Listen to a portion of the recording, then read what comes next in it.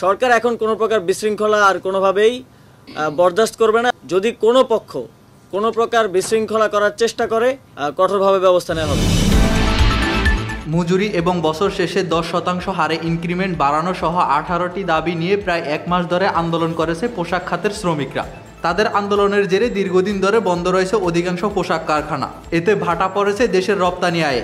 অবশেষে শ্রমিকদের সেই 18 দফা দাবি মেনে নেওয়ার সিদ্ধান্ত নিয়েছে সরকার ও মালিক পক্ষ।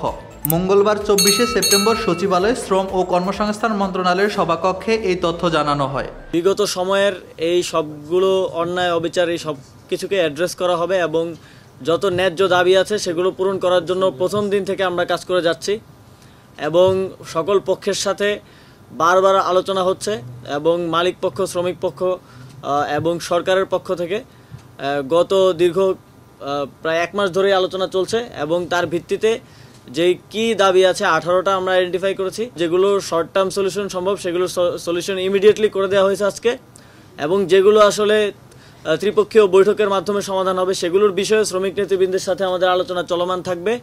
শ্রমিক নেতৃবৃন্দ এই আহ্বান জানিয়েছেন এবং আমরাও সরকারের পক্ষ থেকে এই আহ্বান জানাতে চাই যে আপনাদের ন্যায্য দাবিগুলো মেনে নেওয়া হয়েছে এবং যেই দাবিগুলো সময় সাপেক্ষে আলোচনার ভিত্তিতে আপনাদের শ্রমিক নেতৃবৃন্দের সাথে মেনে নেওয়া যায় সেগুলো আমরা মেনে নেব খুব দ্রুতই।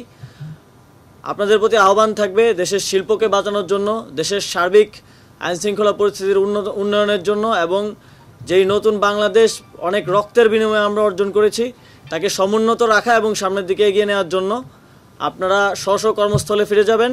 এবং মালিক পক্ষের প্রতি আমার আহ্বান থাকবে যে শ্রমিকের যেই বেতন যে জায়গায় বকেয়া বেতন আছে খুব দ্রুত পরিশোধ করার জন্য আপনারা ব্যবস্থা নেবেন এবং আগামীকাল থেকে এই দাবিগুলো মেনে নেওয়ার প্রেক্ষিতে যদি কোনো পক্ষ কোনো প্রকার বিশৃঙ্খলা করার চেষ্টা করে, সেটা যদি কোনো মালিক পক্ষ বেতন দেওয়ার ক্ষেত্রে অনাগ্রহ প্রকাশ করে এবং সদিচ্ছার অভাব থাকে এবং শ্রমিক পক্ষের দিক থেকেও যদি বিশৃঙ্খলা করার চেষ্টা করা হয় তাহলে সেটার বিরুদ্ধে আইনানুগ ব্যবস্থা নেওয়া হবে। এবং সরকার যেহেতু সবগুলো দাবির বিষয়ে আলোচনা হয়েছে এবং একটা সমাধানে আমরা পৌঁছাতে পেরেছি, সরকার এখন কোনো প্রকার বিশৃঙ্খলা আর কোনোভাবেই বরদাস্ত করবে না এবং সেটার ব্যাপারে কঠোরভাবে ব্যবস্থা নেওয়া হবে।